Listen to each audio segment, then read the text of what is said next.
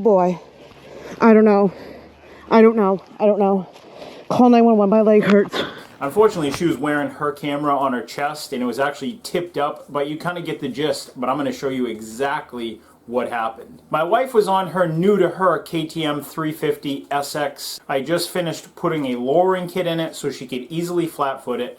My wife has been riding dirt bikes for probably close to 3 or 4 years now. She has her motorcycle license. She's been riding on the street for 2 or 3 years. We had unloaded in the town of Newport, Maine, and we traveled about 28 miles.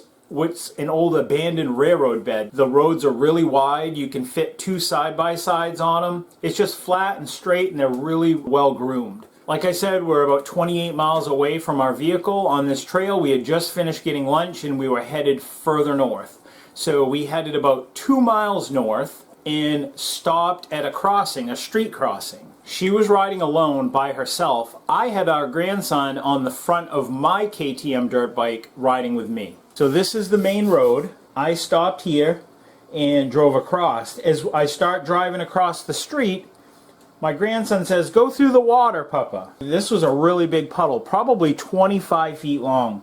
So I just crawled through it, going really slow, like walking speed. And when I got to about the middle, the water was up to about the front axle on my dirt bike. So I knew it was deep. So I continued to go through the puddle really slow, came out the other side, and stopped right about here. There was a car that was backing out of their driveway over here, and they actually saw me go and waved my wife on.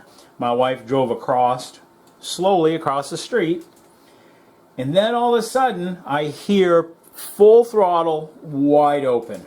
I look over, she's here, and she's up in a full wheelie, heading it straight out into the woods. Now my wife is a cautious rider. She doesn't ride like that. That's not something that she would be doing, is wheeling or driving fast. She hits this tree, which is about a 1-inch sapling. That shoots her off the bike to the right and launches the bike into this big set of trees. These are real mature big trees.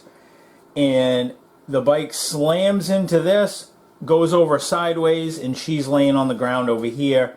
That's when she tells me to call 911. We're going to play this back real quick. You're going to see the sign, which tells us to stop, which is right here. Then you're going to hear her go through the puddle and go, oh, like that. Make a sound. Jump that car back now.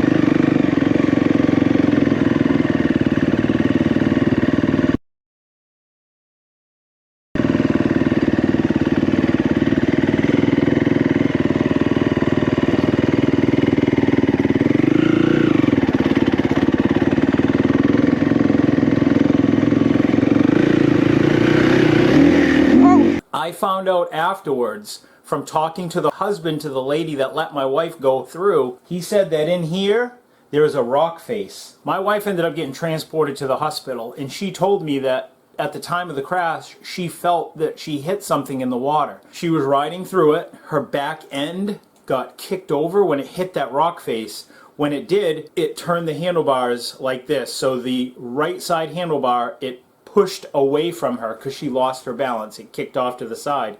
When that happened, she gave it a little bit of throttle. Because the bike is powerful and it's quick, it pulled her back. Well, when it pulled her back, she ended up giving it more throttle. Basically, that's called whiskey throttling it. So she ended up going full throttle right past me, and you'll see in the video that she just passed me and almost hit us, but instead of hitting us, she went into the wooded area and hit the trees.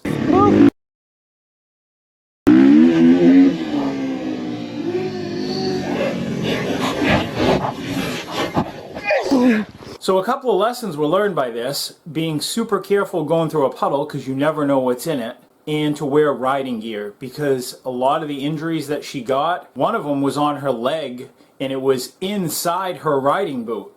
She hit the tree with her leg so hard that the riding boot compressed against her riding pants, and it actually created a friction hole in the side of her brand new pants that she had never worn.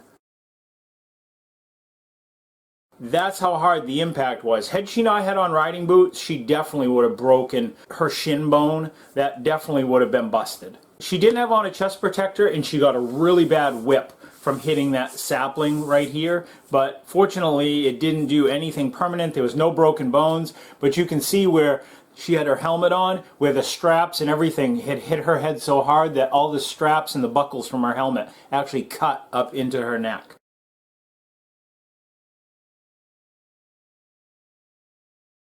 So as soon as she crashed, I immediately called 911, and I'll tell you, if I ever get hurt, I want to be in the town of Dover Foxcroft. They're a northern town.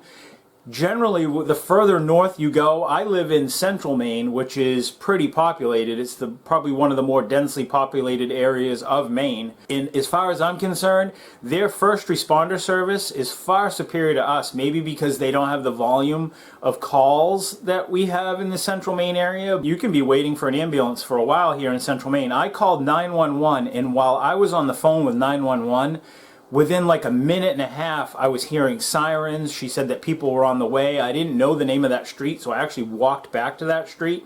Before I even got there, she knew what street I was on. She was telling me what to do and how to do it, and don't splint anything. She was asking me questions. Was she conscious and breathing and alert? It was pretty scary. Within 5 minutes, there was probably 15 to 20 people there, from rescue personnel to fire rescue to game wardens and police officers. If there's anybody here that's watching this video that's from the Dover Foxcroft, Maine area, or works at the hospital that is there in Dover Foxcroft, wow. You guys are awesome. That is definitely the place to be if you're hurt or you crash a vehicle, because you're going to get a quick response and they're going to sweep you up and take care of you. The issue that I had is that our vehicle was 28 miles away. The hospital was probably a mile away to where she crashed. Nobody would transport us because I had our grandson with us and nobody had a car seat. So I set my GPS for the hospital, and luckily I didn't get pulled over, and I just drove to the hospital with my grandson.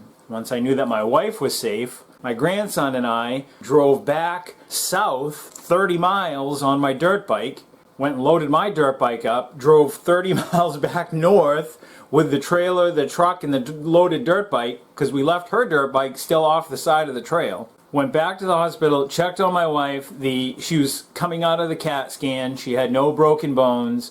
They were getting ready to discharge her. I went and picked up her dirt bike, talked to the people next door to this trail, which is how I found out about this rock face being in the water, and then went back to the hospital and picked up my wife. So the moral of this is, hopefully you have a cell phone. You're in an area where you have cell phone service, and you can get people to you quickly. Had my wife not had riding gear on, I'm a firm believer that she would have definitely had broken bones.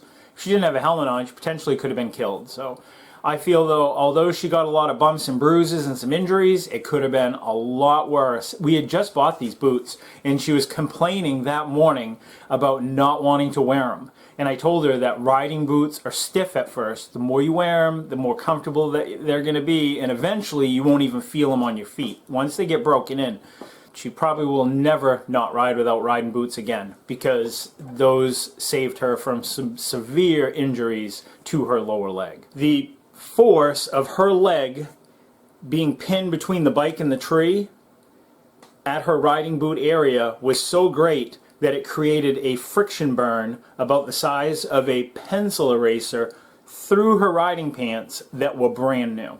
So if she had not had anything in that area, she definitely would have shattered that bone in her leg. Damage to the bike came out pretty unscathed. It bent the rear aluminum subframe about 1.5 inches. That was easy to fix. I just laid the bike down on its side, jumped on it once, and it's now in perfect alignment. That's just an aluminum backbone piece that holds the fender in the rear seat. So straightened that out. Bent the handguard. I was able to bend that down, and it bent the handlebar back about 1 inch. The handlebars are going to have to be replaced, because that's not something I'd want to straighten out. This was a low-speed accident, guys. My wife was probably going 2 miles an hour through this puddle, like really slow. Lost her balance, and she ended up pinning it. And thankfully, Lord was looking out for us. She did not plow into the back of us, because her in a full wheelie plowing into the back of me and our grandson would not have been pretty. Obviously, it's a free world. People can do what they want, but I can tell you I will never ride without full gear. My wife and I will be wearing chest protectors both from this point forward, because if you can get injuries like this going at a low speed, what if she plowed into me? What if somebody else plowed into me? What if somebody has a side-by-side that's out of control, or somebody's on the trail riding and they're drunk and they plow into us? You can't be prepared, I guess, for everything, but you can be a little bit better prepared. You know, there's too many woulda, coulda, shouldas, but I can tell you that those boots already have paid for themselves. That one crash from her wearing those boots paid for those boots, because not being able to go to work, being on crutches, having a shattered leg, and then rehabilitation, and then all the co-pays that go with that. Even if you're covered by insurance, you still got co-pays, you got doctor visits, you're going to be probably on pain medication, and you're going to have to live with that, and that's going to be a painful injury for a lot of months and probably a lot of years. My wife's going to be fine. She's a little bruised up and banged up, and her pride might be a little hurt too. But guys, do yourself a favor. Start investing in gear. If you don't have the money to do it, just do one little piece at a time, set it aside. Could save your life. Definitely don't be riding without a helmet. I mean, that's just insane. I don't plan on having a fire in my house, but I do have a fire extinguisher for that same reason. I want to be safe and at least try to protect myself. Put that car back out.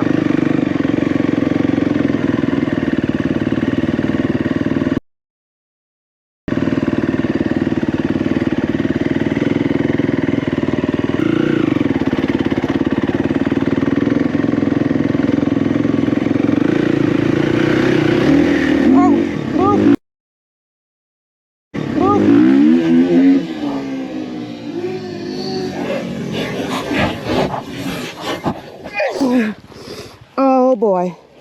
I don't know. I don't know. Call 911. My leg hurts.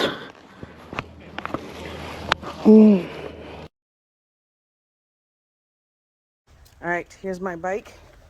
Just pulled out of the trailer the next day. There's some little bit of foliage with there. That's just mud from riding the trails.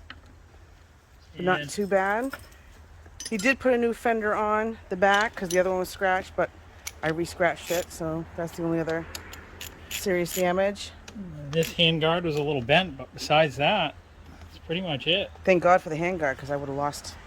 My hand would have been a little bit more Straighten damaged. that out, and it's good. So Live to ride another day. for sure. Thank you, babe. You're welcome.